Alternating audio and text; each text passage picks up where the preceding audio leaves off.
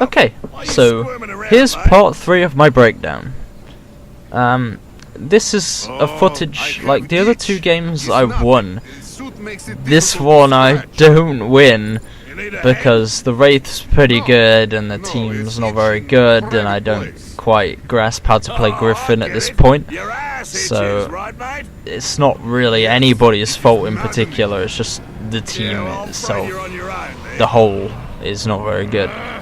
Like, if we were against a Goliath, I think we probably would have won, but I should probably stop and actually carry on talking about the classes, otherwise I'm going to have to end up doing a part 4, and that's not what I want to do. So, let's go with the supports now. So, you start off with Hank. He's really cool. Like, all of the supports have like a cloaking field that they can do, and it will turn everybody near them invisible as long as they're not taking any, like, actions. So you don't want to be shooting your gun while you're cloaked, because you'll come right out of cloak and be like, hey monster, here I am. So don't do that. Other than that, he's got a laser cutter gun. It's like the most accurate, most damaging gun that any of the supports have. It's really my favorite offensive weapon. Just, it feels so satisfying to use. Like, it's just got a really good fire rate, and it's just good, okay? Like, compared to any of the other guns, like, there's no real recoil, there's no spread, there's nothing. It just does what it's meant to do, which is nice. So yeah, you'll be using that a bit as the support, because you are kind of meant to do a bit of damage. He also has like a shield gun, which works kind of like the assaults, in which it'll make them completely invulnerable while it's active. But it works on like a battery, and it can be applied to anybody aside from the support himself. So the idea here is wait till the monster's just about to whomp on somebody, and then just bam, put a shield on them and just deny all of that damage. So you'll be switching between your shield generator and your cutter a lot as Hank. Aside from that, you've got like an orbital strike. It'll drop like bombs from the sky on the fucking area that you laser. So the idea is to get the monster into like a nice choke, get him harpooned up, tranked up, so he can't move, and then drop the bombs right on his fucking head. Does a lot of damage, but it is easy for the monster to get out of that if he's not restrained properly. So make sure you're on top of that, and you'll be good. Next, you got Bucket, which we talked a little about before. He has a like homing rocket launcher. It's not as good to use as the laser cutter, but it's still consistent damage, and yeah, it's alright. It's not the worst gun I've ever used. He can also remove his head as like a little flying drone to track the monster, which is pretty cool. This can be like attacked by wildlife or the monster itself to break it, and it'll mean Bucket needs to go find it and stuff. So that's a thing. He also can drop down like sentry turrets, which are like the best thing. They're better than the orbital strike, I find. Like, they're really good for consistent damage, because you can just drop 5 in like an area, you know the thing's gonna come by, and trap him in there with those drones, and he does not want to be anywhere near them, or he's just gonna get wrecked in no time at all. They have like really fast firing and do pretty good damage. So that'll be your main thing as Bucket. Aside from obviously flying around with your head to find the monster.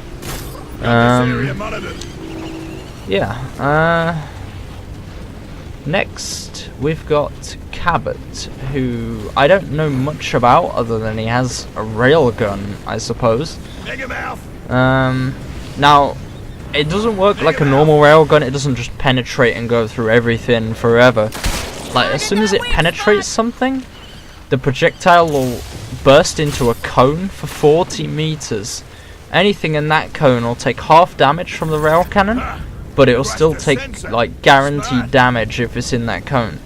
So if you know the monster is somewhere, like if you've got Griffin's like sticks down, for example, and you know the monster is in this area, you can just bam, fire the rail cannon through the wall over and over and just keep damaging.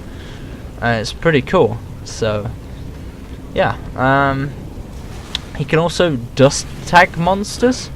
So every like 20 seconds you can drop dust. Well, not every 20 seconds, but the dust lasts for 20 seconds in a 60-meter radius. And if the monster's in the dust area, yeah, it's got like a 20-second timer where it's got an outline. So this will make it easier for you to hit with the rail cannon as well. So it's really cool. And his main thing that Cabot is good for is when you're in a big fight, and say you've got Hyde or you've got Markov, and you've got, I don't know, Maggie just whomping on him with the SMG, you can use a damage amplifier. And even with Kyra as well, like a big, really offensive team, you've got this damage amplifier which will double all damage taken by the target. So with arc mines from Markov, or Hyde's flamethrower, or Kyra's grenades, like the monster is going to be taking such a big ass pounding, like it is not going to survive for very long with all of that stuff going on, so he needs to be careful about that. And that covers all three supports, leaving us with the medics. First one, we've got Val. She's probably the most balanced of the three. She's got the med gun, which has about a 60-meter radius that you can apply the med beam to people. This works kind of like the shield. You can be active on one person, it'll give you like a big green beam showing that you're healing them. You can use this to pick people up from down states, and it can also just replenish their health. You got to be aware that with Val and Kyra, if you revive people, they will come back with a strike, which you can see on the left of my health bar there here. Yeah, that's just permanent health reduction, and that's not good. So, yeah, she's also got a healing burst. Well, all the medics have a healing burst, which is a big, just a heal in an AoE close to the medic. Val has a bolt sniper rifle, which applies a big target to a monster. They'll take extra damage when any shots hit this target. Markov's lightning gun will automatically target this, so this is very good. She also has the tranquilizer gun, which will slow down the monster a lot. Like, it won't be running off. Like, as soon as the dome goes down, if Val's just constantly tranking the monster, you'll be able to keep up with it until the dome refreshes, and you can throw another one down right away and not worry about the monster regenerating any armor whatsoever. Next up, we've got Lazarus, which is probably the oddest of the three medics to play, but also probably the most integral to a lot of strategies. Especially with a Wraith, I think he's probably the best to fight that, because when he revives somebody with the Lazarus glove, they come back with no strikes. And you can also revive people that are completely dead, which is absolutely fucking godsend against a Wraith, because the Wraith is going to be killing you left, right and center. So you want to make sure your guys can get right back up and get back in the fight without this stupid, like, 3-hour-long dropkick sequence. Like, nobody wants that, especially against a Wraith, because the people that are left are going to be dead soon. So yeah, he can do that instead of the med gun. And he has a cloaking device for himself. It'll cloak him, only him, not the feel like the supports. But it's good for staying out of the way of the monster and being able to res people and stuff. He also has like a semi-auto sniper. Now this doesn't apply a big mark like Val's does. It applies smaller ones, but you can pepper the monster with far more of them, which is good if you've got, say, Hyde, because the minigun is going to have a hard time hitting that one target. But when there's 5, 6, whatever on this monster, like, you're going to be able to hit a lot of them a lot more consistently, which is good. I think that's it for Lazarus. So next we'll move on to Pyra. She is more of an offensive medic than the other two. Not like a traditional medic in the sense that Val is. She's more about getting up in the monster's face, doing damage with the flame grenades, and then healing everybody close with the other grenades. So, okay, we've already talked about the grenade launcher, where they're having healing grenades, which are an AoE, and it'll heal everybody in the radius. And also the fire grenade, which will ignite the monster in the same way that Hyde's flamethrower does.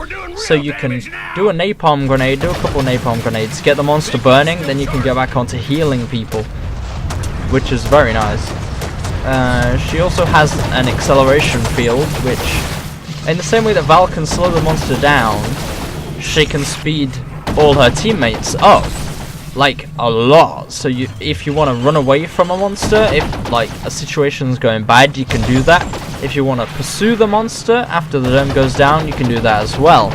So it's very tactical, like you can use it in different ways, and it's really cool. So yeah, what a timing.